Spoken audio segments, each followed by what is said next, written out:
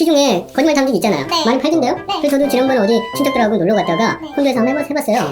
당신은 지금 와이프를 사랑하시니까 근데 당연히 참이 나올 줄 알고 룰루랄라 하고 있는 갑자기 삐 그래가지고 안녕하세요 그거바이 시청자 여러분. 오늘은 거짓말 탐지기 줄여서 거탐. 거탐이라고 네. 많이 하는데요. 거탐 조사를 받아야 하나를 오늘 한번 살펴보면 좋을 것 같습니다. 네네. 변호사님 네. 거짓말 탐지기 조사 예. 가본 적 있으세요? 예, 거짓말 탐지기는 형사사건의 실무에서 네. 많이 이용되고 있습니다. 네. 사건이 벌어지면 한 70-80%는 증거가 좀 부족하다. 맞네요. 네. 그래서 증거가 없거나 애매한 경우 경찰들은 거짓말 탐지기를 받아보자라고 제안을 하죠. 왜냐하면 거짓말 탐지기 딱 하면 네. 참이냐 거짓이냐 이렇게 명확하게 나오니까 네. 수사관 입장에서는 이것만큼 좋은 게 없죠. 거짓말 탐지기 95%의 정확도다. 이렇게 네. 하는데 법 원칙 중에 알려진 거하고 정반대인 경우가 많아요.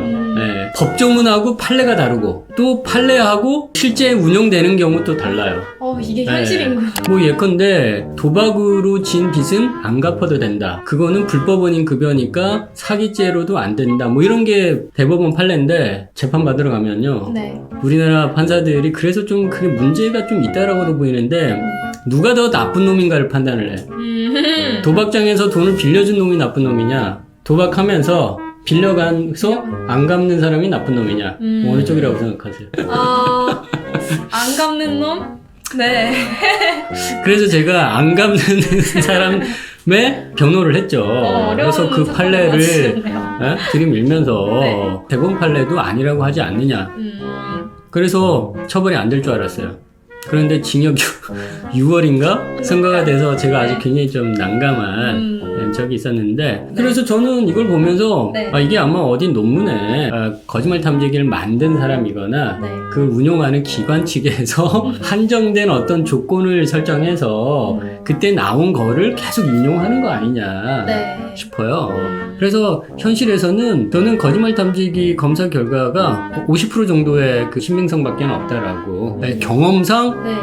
저는 제 말이 맞다고 생각합니다. 거짓말 탐지기 구조가 내가 거짓말을 한다 그러면은 뭔가 뜨끔하면서 이제 불안하고 심장이 좀 빨리 뛰고 호흡이 가빠지고 얼굴이 빨개지고 이런 생리적 반응이 신체적 변화로 네, 맞아요. 그러는데 꼭 그게 거짓말을 할 때 나오는 게 아니라 그쵸? 뭐 죄를 안 지었으면 뭐가 불안해 이럴 테지만 수사를 받으러 가는 사람 입장에서는 조사 받는 것 자체, 사건을 떠올리는 것 자체에 대한 어떤 불안감 이런 것 때문에 거짓이 많이 나와요.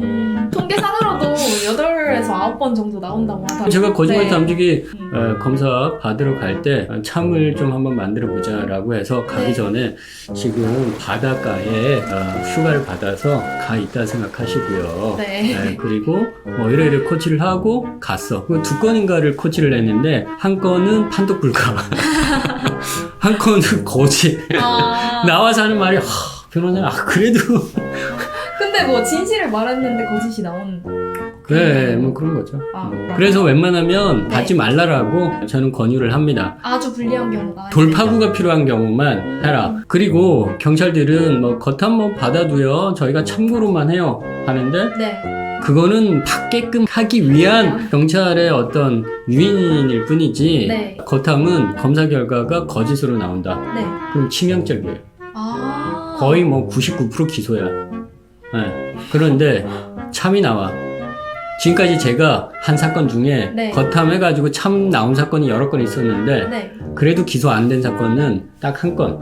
거탐 받으면 기소 당한다. 이렇게 보면 되는 건가요? 아까 제가 기소가 안 된 사건은 유리한 증거가 많은 사건이었어요. 네. 근데 이제 애매하거나 증거가 없는데 참이 나왔다. 네. 라고 해도 뭐 예컨대 그 피해자가 왜 신고했겠느냐 라는 그런 법리를 깰 만큼의 어떤 강력한 증거력을 부여하느냐 네. 하지 않는다.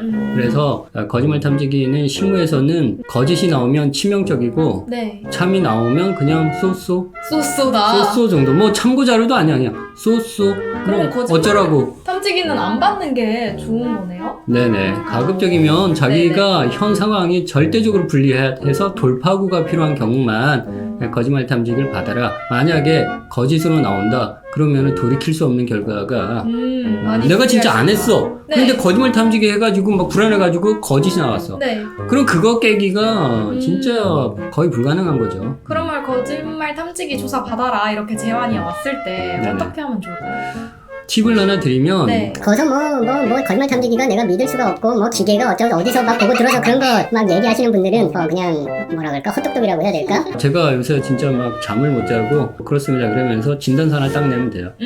진단서 뭐 네. 불안 뭐 네, 있다? 네. 그거 제출하면은 그냥 끝납니다. 그러면 오늘은 어떻게 좀 정리를 하면 좋을까요? 오늘 말씀 나눈 거. 거짓말 탐지기 검사 결과가 네. 실무에서는 거짓으로 나오면 치명적이다. 참으로 나오면 쏘쏘 쏘쏘다. 정도의 효과. 네. 그러면서 증거가 없는 경우가 많다. 네. 이런 경우에 수사기관들은 참과 거짓으로 불명하게 뭔가가 탁 나오는 명료한 자료가 되는 거죠.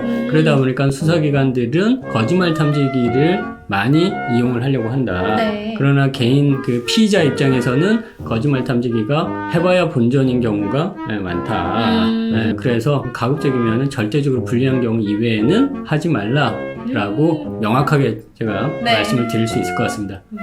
그리고 거짓말 탐지기 검사 결과 50%의 신빙성밖에 없습니다. 아니 내가 보기에는 진짜 피의자는 경찰서 가봐요.